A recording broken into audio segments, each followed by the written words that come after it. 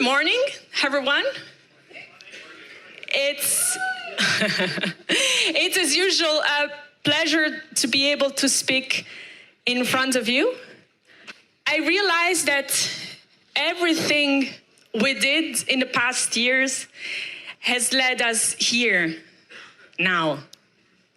We are meeting exactly 60 days before the European elections 2024. So we have 60 days to change the future. If you're sitting here, you probably remember the first time you heard about votes. Do you also remember when you decided to become change makers? Good. For me, there were some key moments. But to be honest, it was also a process of making sense of the society around me. Where was I living? But also what role I could have in this society.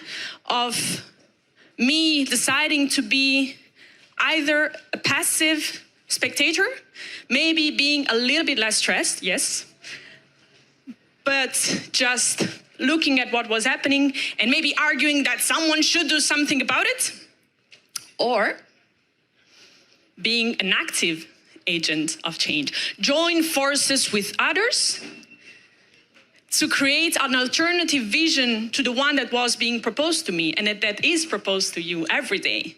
One of love instead of hate, one of excitement instead of fear, and one of possibility, not only for you, not only for me, but for everybody.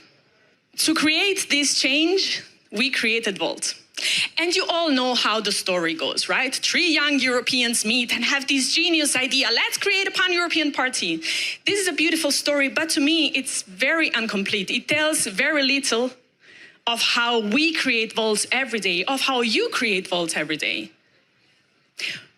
We created it 3 years ago when we met in Budapest with a group of 40 women from Volt. A beautiful city in a beautiful country that is suffering the autocratic ambitions of an undemocratic leader. And yet we decided specifically to meet there, to build each other up. How are we gonna make more space for other women? And not only for women that look like us, but for every kind of woman. We created it when we met in Nicosia. I know not all of you were there, but in spirit, I'm sure you were, and founded Volt Cyprus. And that is something...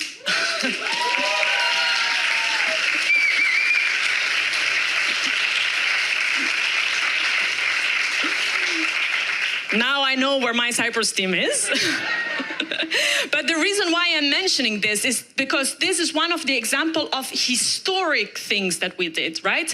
Not only we are now at every level of government in the Netherlands, we created a party that brought together the Greek and the Turkish side of an island that is divided.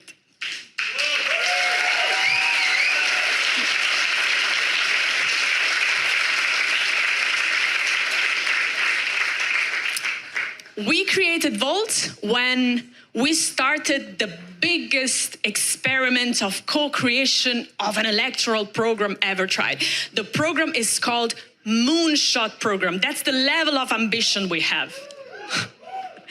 And we did that here in Brussels, we did that in Prague, we did that in Bucharest, and then in Paris. We really made an effort so that this vision encompasses as much diversity as we see in Europe. As we stand in front of these elections, I don't know what about you, but I feel at the same time very big and very small. I feel small sometimes.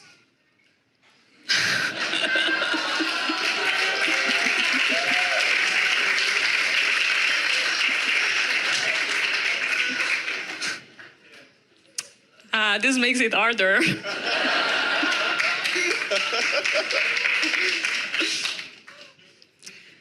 But then I'm gonna talk to you, right? Because all in all, I'm doing this for you. It is very easy to feel small because the challenges ahead of us are huge. I'm gonna tell you the ones that worry me the most. One, economic inequality. We live in a very rich continent in which European member states lose every year 170 billion to each other because we don't have connected fiscal systems.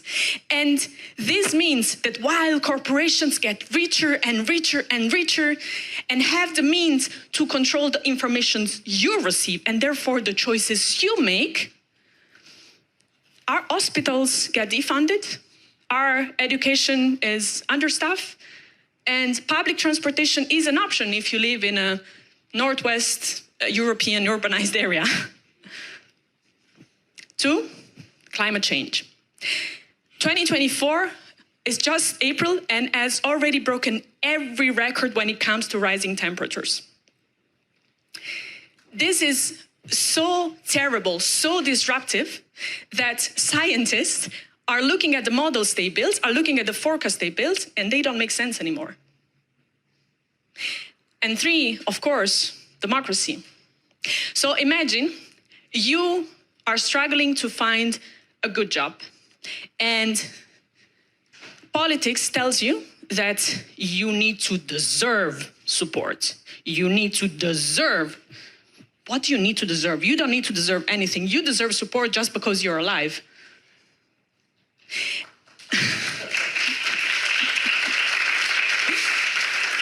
And while you are going to the next shitty job interview, drinking from a cup which is paper-made, from a paper-made straw which is melting while you try to sip, and you're listening to the news that says that, migrants are coming. Well, most of them are dead in the Mediterranean, but those who make it, they want to steal your job. They want to instate Sharia and every possible disruption of our society. While you do all of this and you're bombarded with these messages, I'm not worth enough, but maybe migrants are worth even less. This freaking paper-made straw doesn't work. A private jet flies over you and generates pollution that would take you years to generate. So yes, it's very easy to feel small in the face of all of it. But of course, we're here because we also feel big, because we build each other up, because the 150 people that we have elected in 9 countries around Europe represent millions of voters. And every time we stand up for election, even when we don't get a seat, we are giving a voice to those who don't have a voice. Our candidates, not only the lead candidates, but all our candidates are writing a love letter to society, are telling society that another way is possible. And this is our proposal. This is why I also feel very big in my 160 meter. I feel as tall as Mel's.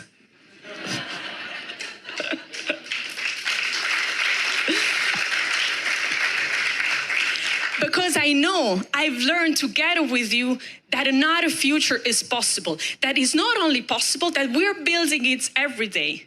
One where there is a new social contract, European one for everybody, one of peace, of prosperity, one in which your worth does not depend on your wealth.